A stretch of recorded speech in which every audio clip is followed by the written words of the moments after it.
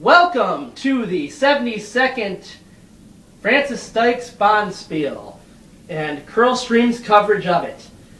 You're here with Joe Calabrese and Team Calabrese, my lead and technical advisor, Brian Anderson, my vice, the man with the shorts, Mike Mengel, and joining us shortly will be Jeremy Peters, our social media guru. So Mike, let's start with you. What's your initial take on this competition?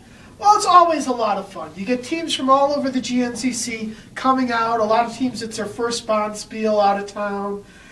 It's good competition. It's good camaraderie. You get a balance of very competitive games and some really wacky games out there as well.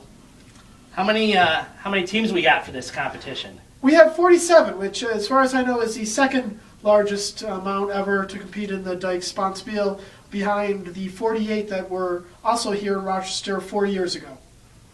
Tell me, who do you think the favorites are for this? Well, I think two teams leap out at you.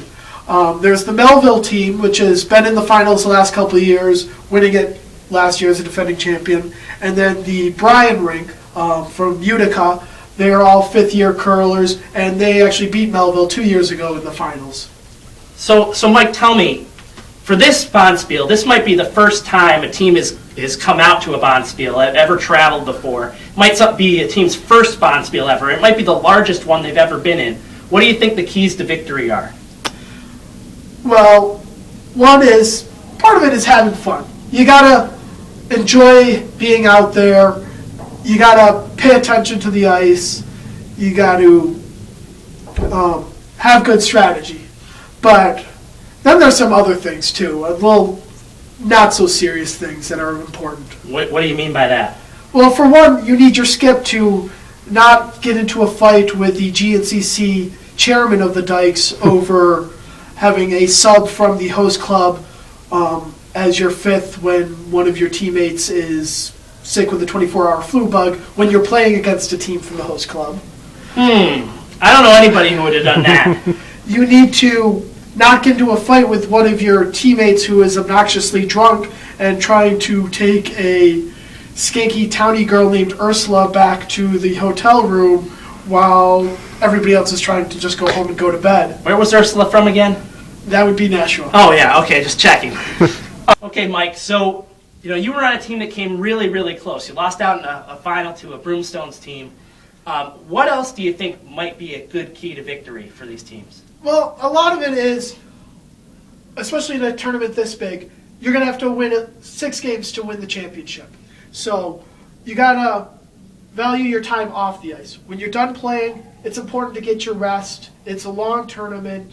Have fun, have your drinks with the teams afterwards, but also know when it's time to bear down and concentrate on what's going to happen in that next game. Yeah, there could be a pretty big layoff between the semifinals and the quarterfinals and the semifinals. Unfortunately, in this format with this many teams, the way the draw is set up, you're going to have a long layup if you make the semifinals of the A event. So you'll have pretty much a whole day off. So enjoy that day. Get involved in the boat races, maybe? That's always important, but normally the teams that are in the semifinals have already done the boat races. That's true. That's a good point. Understand that. So, Mike, Rochester has never won the first event of the Dykes. Tell me a little bit about Rochester's best chances for victory. Well, there's probably 4 teams that might have a chance for Rochester to surpass the accomplishments of our team and the Mooney team from the year before us when both of us finished second. There's Mike Graziano's team. Mike actually lives in Philadelphia now, but he's played in Rochester all of his years up until now, and he's put together an experienced team that has had moderate success in this tournament before, so they definitely have a chance. And Mike's got some national playdown experience too, so that can't hurt him. No, he's played in playdowns for a couple of years, came 1 game away from making the challenge round this year. So he'll bring that competitive experience to his team. So who else do you think? Another person who started off in Rochester but is out of the area now is Ryan Acetta's team. They're a little bit more of a long shot, but depending upon how Ryan has developed his game, the last year and a half outside of Rochester that could determine whether they go a long way in this event. I heard he joined Amherst, so I'm rooting for that team. That is true. Another one that has played really well earlier this year, they've encountered some bumps recently, is a team led by Walter Milelenko. In full disclosure, Walter and his vice, Chris Benway, play on a open night with Joe and myself. So they've, like I said, have had a little bit of a rough spot here in the second draw in men's league, but they almost won the B League in the first draw, and they could surprise if they actually do put it together. And the team that I think has the best chance from Rochester is probably the team skipped by Jason Scott. His team has 3 people who are vice skips on A-level teams in Rochester. Jason himself is the vice skip of the Amato rink. His vice, Scott Parmalee, is the vice for Rick Van Kuyk. Their second, Eric Schmidt, is the vice for Phil Livingston. And then Ron Turk also plays on an A-level team. Is also on the Rick Van Kuyk team. So if they can make a decision, they might be dangerous. That is correct. Okay. Well, thanks a lot, Mike. We're going to come back to you with some predictions in just a minute. Now let's bring in Brian Anderson, who's the technical expert on the Curl Stream program. Brian, this broadcast has been months in the making. Can you give some people an idea of all the technical advances that we have for this particular broadcast? Sure, it's been hours and hours of work. We've got quite an amazing broadcast. The first thing is we're going to have a live score at the bottom of your screen. It's going to show end-by-end scoring. It's going to show who has hammer. On top of that, we have a live feed from our far house cameras. So we have the shot looking down straight on the house. They're not the best cameras in the world, but that's all we have. So you'll see that in the upper right-hand corner of your picture. We'll have some telestration. We have an on-ice mic that I found. Not the best mic either, but we'll get a little bit of on-ice audio. It's going to be, we'll see some rocks remaining. We're going to show each shot, how many stones are left for each team. We're going to show player pictures if we have them, little biographies, little stats if we have somebody keeping stats. That's right. It's going to be quite a production, I tell you. Yeah. So tell me a little bit about the telestration. I mean, you mentioned it. What's so great about that? So we have a couple things going on with telestration. You know, your standard, draw some lines, show what's going to happen. We also have a little bit of issue. We're going to have a special feature called the virtual near house. So in that overhead shot, when the action is coming towards the camera, it's kind of hard to see the rocks with the skips in the way, and you can't really tell where these shots are. So what we're going to do is we're going to take that overhead shot, flip it around, and put some little rocks or circles in where the actual rocks are. So you'll get a kind of a little graphic of what the house looks like at any current time. It's going to be hard to do, lots of work, but it's going to look great. Yeah, I think it'll rival anything else that's out there. We've been critiquing everybody else, and we think we've put together something pretty great. Brian's been the brains behind most of it, and certainly the expert behind actually making it happen. So we're excited. We can't wait to have it happen. Brian, thanks a lot. Hey. Now we're joined by our social media guru, Jeremy Peters. Jeremy, can you let everybody know how they can get in touch with the broadcast? Well, we actually have 3 different ways that you can get in touch with us while we're broadcasting the games. You have the Facebook page, which is Team Calabrese. Just go to Facebook, look us up. And then we have justintv.chat, which is right there on the feed. And then if you have a longer question or you just want to tell Joe what a great job he's doing or maybe how good looking Mike is, you can say... Who would do that? That's true. His wife. Maybe if you just want to send us a longer question, you can use our Gmail account, which is teamcalabrese@gmail.com.